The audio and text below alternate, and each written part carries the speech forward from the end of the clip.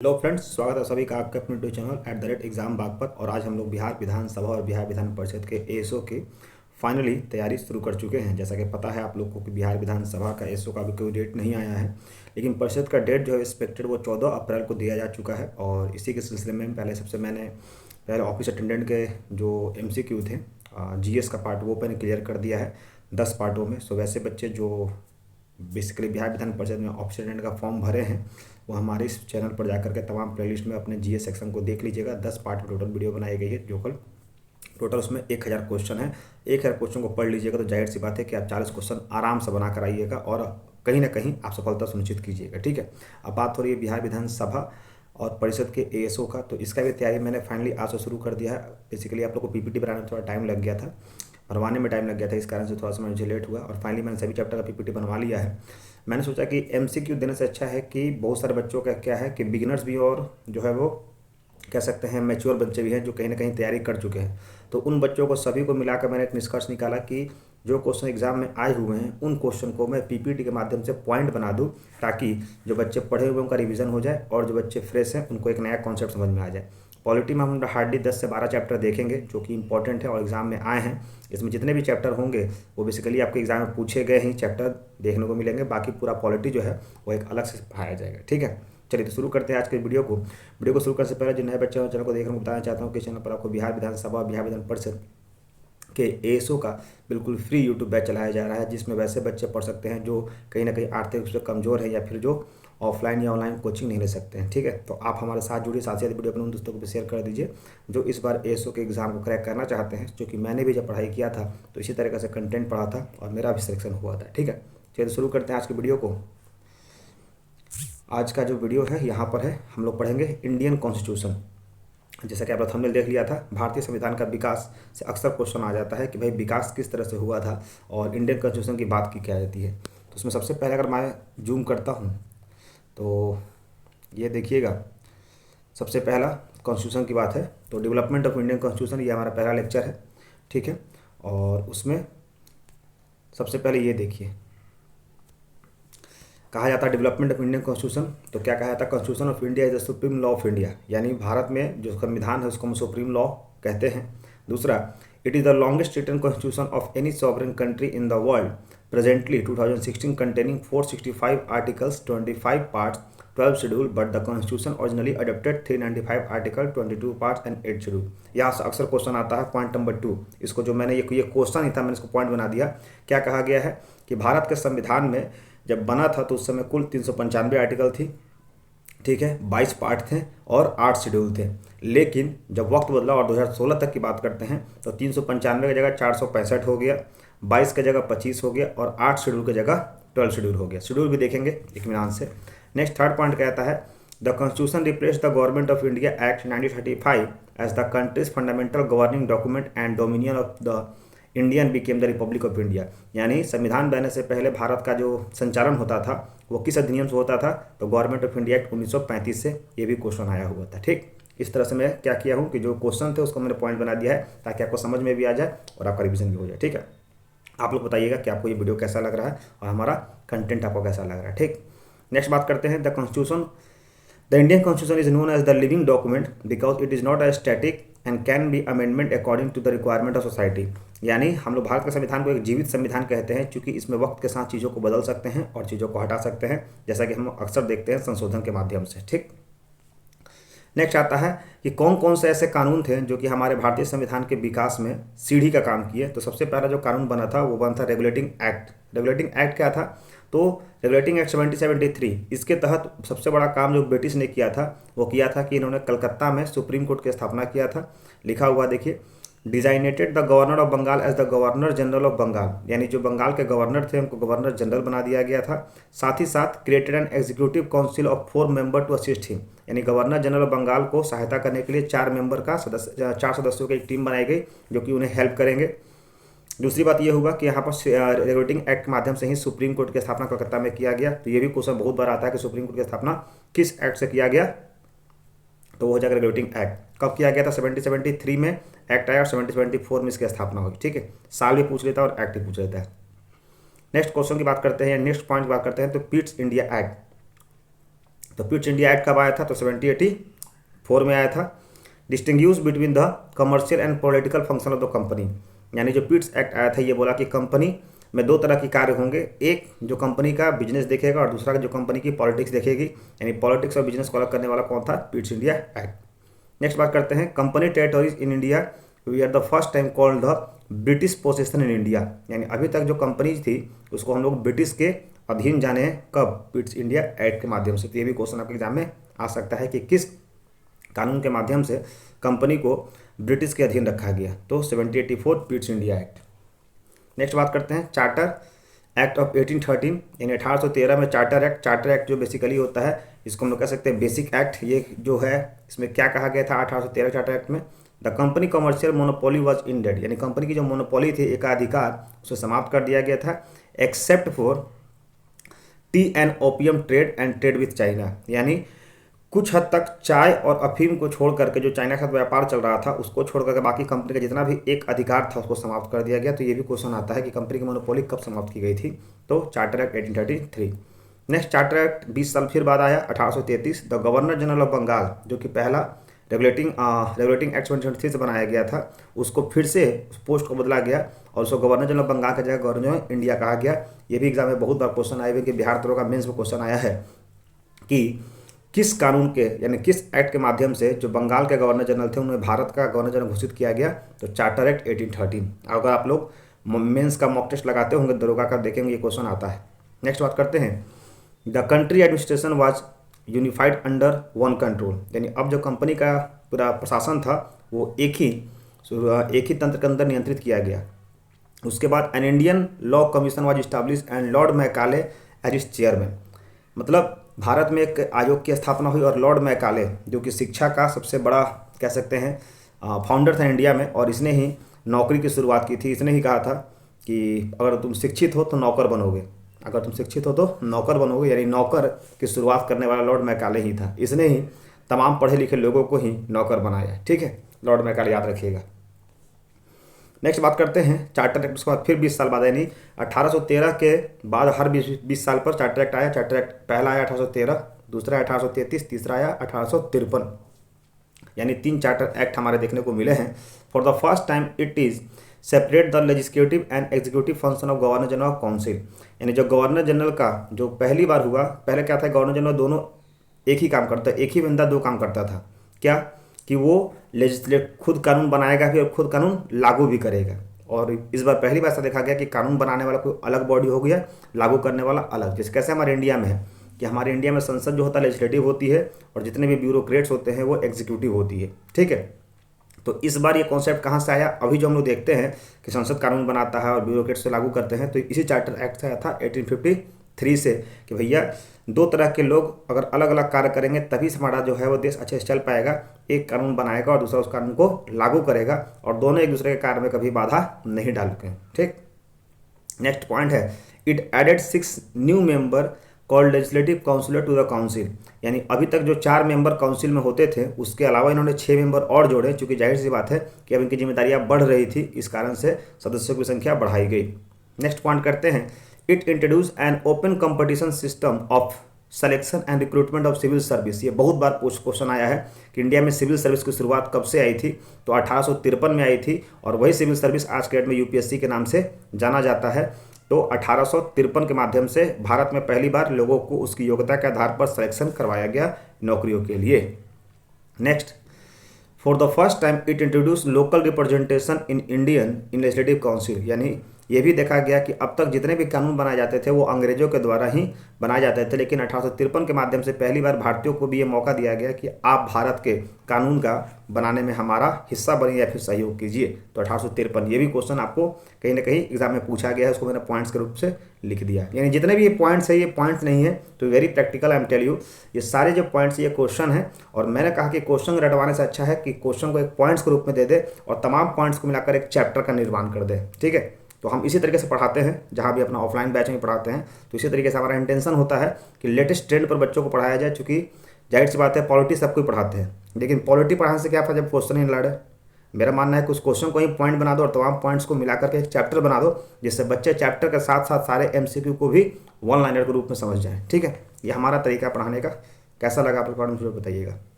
Next बात करते हैं इंडियन काउंसिल एक्ट 1853 1858 की जो कानून बनाया गया था, तो ये 57 की क्रांति से काफ़ी ज़्यादा प्रभावित था। तो इसमें बहुत सारी चीज़ों को छूट दिया जाएगा, क्या क्या दिया गया है देखेंगे।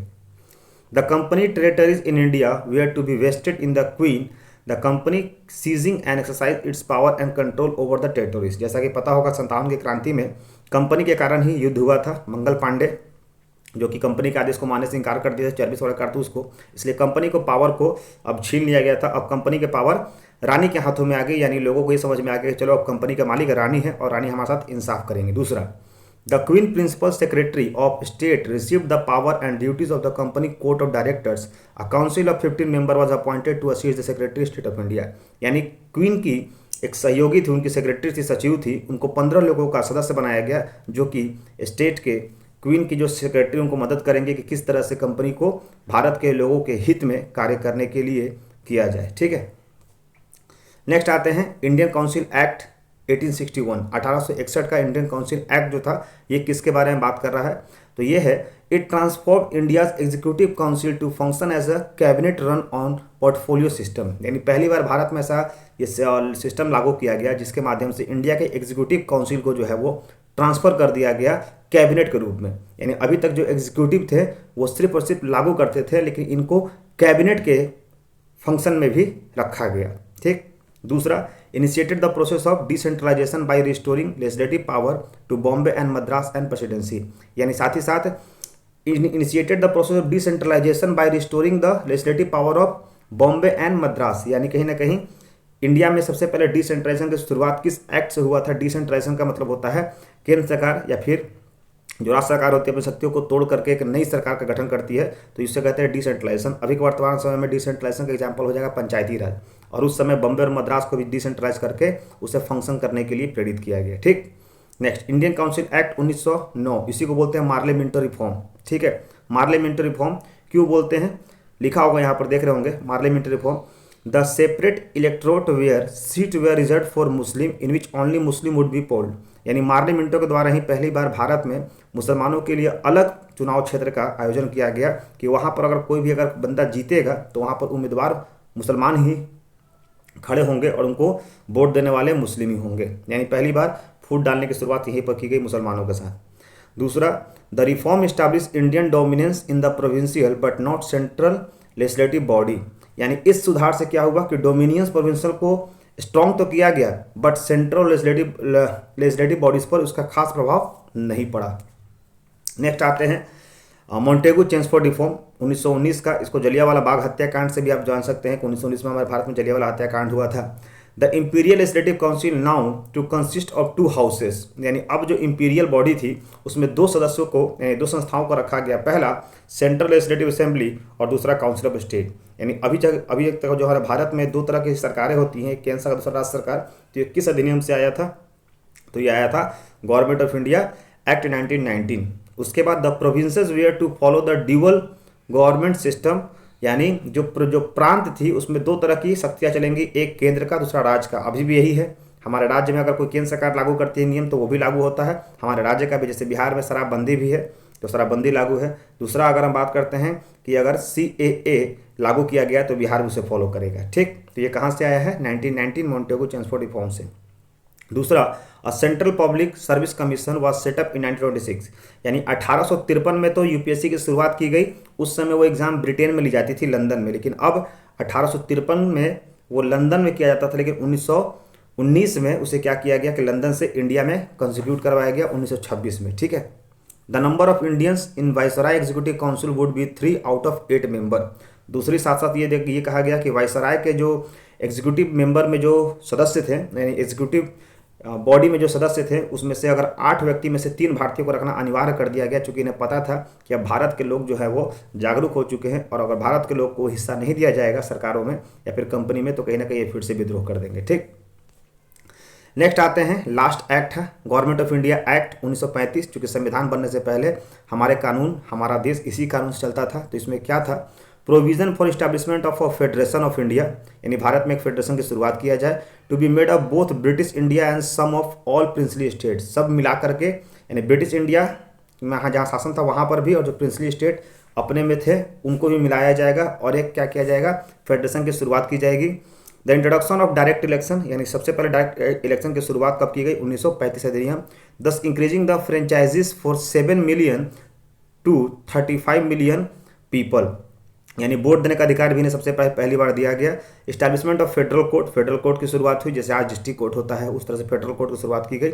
Burma was completely separated from India, ये अक्सर क्वेश्चन पूछता है। बर्मा जिसका पुराना नाम म्यांमार था, म्यांमार का पुराना नाम बर्मा था, तो बर्मा को फाइनली कब अलग किया गया, तो 1935 अधिनियम के माध्यम से अलग किया गया। अब यहाँ से जो क्वेश्चन आता है, ये तो खैर उतना क्वेश्चन नहीं पूछता है, हाँ ये यहाँ से क्वेश्चन आता है। An idea of constituent assembly was proposed in 1934 by M N Roy, यानी सबसे पहले संविधान सभा का या फिर संविधान बनाने की प्रस्ताव किसने दिया था, तो एम एन रॉय ने दिया था। और M N Roy a pioneer of the communist movement in India, M N Roy basically जो थे वो कम्युनिस्ट मूवमेंट के संस्थापक थे और काफ़ी एक जाने माने लीडर थे। एडवोकेट ऑफ रेडिकल डेमोक्रेसी, इन्होंने रेडिकल डेमोक्रेसी को बेसिकली आवाज़ दिया, उनकी आवाज़ बनी। Next, it became an official demand of Indian National Congress in 1935 C Rajagopalachari, यानी एम एन रॉय के बाद, यानी एम एन रॉय ने जो संविधान सभा की सबसे पहले बात रखी थी उसके बाद कांग्रेस ने इसको अपने अंतर्गत लिया और 1935 में इसको आगे बढ़ाया। C Rajagopalachari voiced the demand for constituent assembly on 15 November, यानी जब कांग्रेस के हाथों में आया तो सी राजगोपालाचारी ने इसको आगे बढ़ाया और 15 नवंबर 1939 में एडल्ट फ्रेंचाइजीज ब्रिटिश को मतलब एक्सेप्ट किया गया। Next, under the cabinet mission plan of 1946 election where held for the first time constituent assembly, यानी जो कॉन्स्टिट्यूएंट असेंबली की शुरुआत या जो मांग एम एन रॉय ने किया था, जिसको बाद में सी राजगोपालाचारी ने आगे बढ़ाया था, उसको फाइनली एग्जीक्यूट कब किया गया, तो कैबिनेट मिशन प्लान 1946 में। और election where held for the first time of constituent assembly, यानी कॉन्स्टिट्यूएंट असेंबली संविधान सभा में का चुनाव जो था वो सबसे पहले 1946 में कैबिनेट मिशन के तहत शुरू किया गया था। उसके बाद कैबिनेट मिशन की बात करते हैं, तो कैबिनेट मिशन या फिर कॉन्स्टिट्यूएंट असेंबली की बात करते हैं तो इसमें 2 सदस्य बनाए गए थे, एक 9 से 11 दिसंबर तक बनाए थे सचिदानंद सिन्हा, और दूसरा 11 दिसंबर से बनाया गया था हमारे देश के प्रथम राष्ट्रपति कौन, राजेंद्र प्रसाद को। तो ये भी क्वेश्चन शायद वहाँ पर लिखा होगा। 11 दिसंबर 1946 president appointed Rajendra Prasad, vice chairman ये अक्सर पूछ देता है, वाइस चेयरमैन कौन थे, तो Harendra Coomar Mukherjee, and constituent legal adviser कौन थे, तो बी एन रॉय थे। इनिशियली 389 मेंबर्स इन टोटल, यानी जब संविधान सभा बना गया था 1946 में पाकिस्तान के बंटने से पहले, तो 389 मेंबर थे, जिसमें से 292 फ्रॉम द गवर्नमेंट प्रोविंसेस, जहाँ पर ब्रिटिश की सरकार थी वहाँ से 292 थे, और 4 जो थे वो बेसिकली थे चीफ कमिश्नर प्रोविंसेस से, और 93 जो थे वो प्रिंसली स्टेट से थे। The member of constituent assembly met for first time on 9 December, यानी ये सभी सदस्य 9 दिसंबर को मिले थे, लेकिन चूंकि उस समय चेयरमैन की घोषणा नहीं हुई थी, सो बेसिकली उन्होंने सचिदानंद सिन्हा को ही चेयरमैन के रूप में अपॉइंट किया था। 26 नवंबर 1949, याद रखिएगा ये दिन, इसी दिन संविधान हमारा बनकर तैयार हो गया था, इसलिए हम लोग इसे संविधान दिवस के रूप में भी मनाते हैं। 24 जनवरी 1950 last meeting of constituent assembly, यानी हमारी जो लास्ट मीटिंग जो थी जिस समय हमारा संविधान लागू किया गया था, तो 24 नवंबर को आखिरी इसकी बैठक हुई थी संविधान सभा की। अब यहाँ से क्वेश्चन आता है, या ये हमारी संविधान सभा का वो दौर था, वो फोटो है जिसमें संविधान सभा में हमारे हर तरह के लोग बैठे हुए थे, 389 लोग बैठे हुए थे, जो कि हमारे ब्रिटिश प्रांत से थे, राजाओं के प्रांत से थे और चीफ कमीशन के प्रांत से थे। ठीक है, ये उस समय की बात है। देखिए जवाहरलाल नेहरू आपको दिख रहे होंगे, जवाहरलाल नेहरू यहाँ पर दिख रहे होंगे, उनका फोटो भी मैंने लगा दिया है ताकि फोटो के माध्यम से आपको चीज़ें काफ़ी ज़्यादा थोड़ा अट्रैक्टिव लगे। ठीक है, और ये उस समय का हमारा संविधान, यानी कह सकते हैं संविधान सभा था, संवैधानिक सभा था। नेक्स्ट बात करते हैं यहाँ से VVI, मोस्ट इंपॉर्टेंट पॉइंट जहाँ से क्वेश्चन बनते हैं। यहाँ से जब संविधान सभा बनाया गया तो कुछ कमेटी बनाई गई और कमेटियों के प्रमुख बनाए गए, और यहीं से एग्जाम में क्वेश्चन आता है कि किस कमेटी के प्रमुख कौन थे। तो सबसे पहला कमेटी का नाम था यूनियन कॉन्स्टिट्यूएंट कमेटी, यानी संघ संविधान सभा या फिर कमेटी कह सकते हैं। इसके हेड कौन थे, तो जवाहरलाल नेहरू थे। प्रोविंशियल कॉन्स्टिट्यूएंट असेंबली, चूंकि प्रोविंस को ही एक किया था सरदार वल्लभ भाई पटेल ने, तो यहाँ से आप लोग याद कर सकते हैं। तीसरा है रूल्स ऑफ प्रोसीड्यूर, यानी जो रूल्स है नियम को तरीके से बनाना, ये किसके अंतर्गत में रखा गया था, तो राजेंद्र प्रसाद के अंतर्गत में रखा गया था। State committee for negotiation with state, यानी कुछ राज्य थे उस समय मिलने को तैयार नहीं थे या कुछ राज्यों की अलग मांगे थी, तो उसके लिए भी जवाहरलाल नेहरू को उनका लीडर बनाया गया कि आप राज्यों से उनको नेगोशिएट कीजिए और उन्हें भारत का हिस्सा बनाइए। नेक्स्ट स्टीयरिंग कमेटी, बहुत बार पूछा गया स्टीयरिंग कमेटी के सदस्य मतलब चीफ कौन थे, तो राजेंद्र प्रसाद थे। उसके बाद नेशनल फ्लैग कमेटी या फिर एडहॉक कमेटी, ये काफ़ी टेम्प्रोरी कमेटी थी जिसे बाद में बेसिकली ये नेशनल फ्लैग को डिज़ाइन को लेकर था, तो इसको हेड किसको बनाया गया था, राजेंद्र प्रसाद को बनाया गया था। उसके बाद हाउस कमेटी, यानी हाउस कमेटी के प्रमुख कौन थे, तो बी पटाभी सीताराम, इसको बोलते हैं बीपी सीतारामैया, ठीक है। उसके बाद लैंग्वेज कमेटी, भाषा कमेटी के प्रमुख कौन थे, तो उसको बोलते हैं मोतोरू सत्यनारायण, ठीक है, या फिर इसको बोलते हैं मूर्ति सत्यनारायण भी बोल सकते हैं। तो इस तरह से ये हमारे 6 कमेटियाँ कह सकते हैं, 7 कमेटी। तो 7 कमेटी को फिर से एक बार देख लेते हैं। यूनियन की बात आ गई तो जवाहरलाल नेहरू, प्रोविंस की बात आ गई तो सरदार वल्लभ भाई पटेल, रूल्स की बात आ गई तो राजेंद्र प्रसाद, स्टेट्स की बात आ गई तो जवाहरलाल नेहरू, स्टेयरिंग की बात आएगी तो स्टेयरिंग हमेशा देश के राष्ट्रपति संभालते हैं तो राजेंद्र प्रसाद, नेशनल फ्लैग की बात होती है तो राजेंद्र प्रसाद, हाउस कमेटी की बात करते हैं तो बीपी सीतारामैया, और लैंग्वेज की बात करते हैं तो मोतू सीतानारायण, ठीक है। तो इस तरह से हमारा बेसिकली आज का पहला पार्ट है जिसमें हम लोगों ने सबसे पहले संविधान से वैसे इंपॉर्टेंट क्वेश्चन देखे पॉइंट्स के रूप में जो कि एग्जाम में हमारे पूछे गए हैं और आने वाले एग्जाम में भी इसके चांसेस है, ठीक है दोस्तों। तो ये रहा हमारा आज का पॉलिटी का पहला chapter, development of Indian constitution. आप लोग कमेंट्स में बताइएगा कि आपको वीडियो कैसा लगा और हेल्पफुल लगा कि नहीं लगा, ठीक है। जाहिर सी बात है कि जो भी कंटेंट देंगे आपको एग्जाम में देखने को मिलेगा, क्योंकि ये कहीं से लाया नहीं गया है, ये हमारे एक्सपीरियंस के आधार पर बनाया गया है और जाहिर सी बात है एक्सपीरियंस हमेशा आपको लीड करती है, ठीक है। तो जय हिंद, जय Bharat, bye bye, take care, that's all, thank you.